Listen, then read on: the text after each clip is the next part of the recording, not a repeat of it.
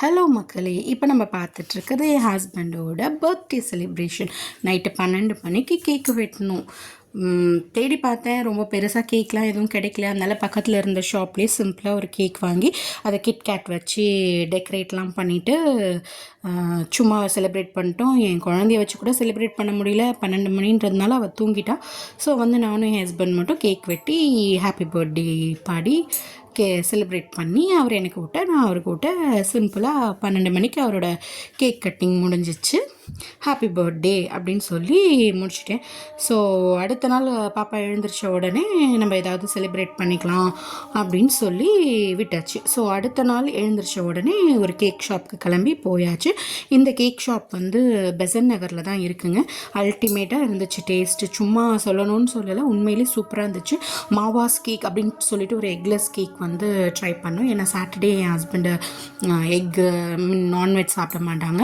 அதனால் நல்லா இருந்துச்சு. மாவாஸ் கேக்கு, எக்லெஸ் கேக்கு, கப்ஸ் கேக்கு, அதுக்கப்புறம் இந்த நம்ம கிறிஸ்மஸ்க்கு மோஸ்ட்லி பார்த்திங்கன்னா இந்த மாதிரி கேக்ஸ்லாம் கிறிஸ்மஸ் டைமில் தான் பார்க்க முடியும்.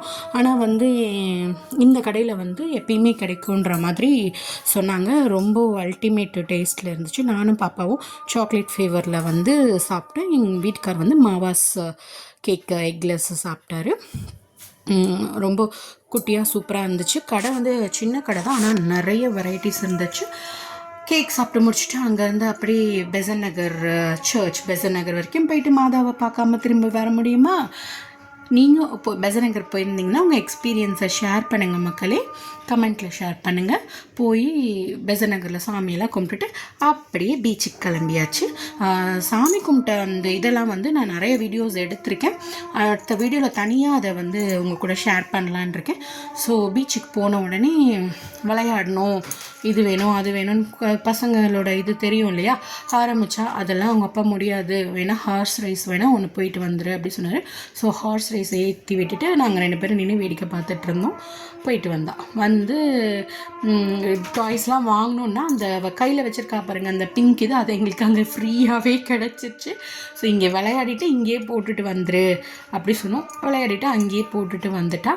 அதுக்கப்புறம் தண்ணியில் போகணும் அப்படி சொல்லிட்டு ஃபோட்டோ ஷூட்டுக்காக தான் நாங்கள் தண்ணியிலேயே இறங்கணும். தண்ணியில் இறங்குற ஐடியாவே இல்லை. ஆனால் கிளைமேட்டும் அந்த வானம், அந்த பீச் கலரு, எங்களோட ட்ரெஸ் கலர், இது எல்லாமே ரொம்ப ஆப்டாக இருந்ததுனால நனைஞ்சாலும் பரவாயில்ல, இன்றைக்கி தண்ணியில் இறங்கி நின்று பிடிக்கிறோன்ட்டுன்னு இடுப்பளவு வரைக்கும் நினச்சிட்டோம்.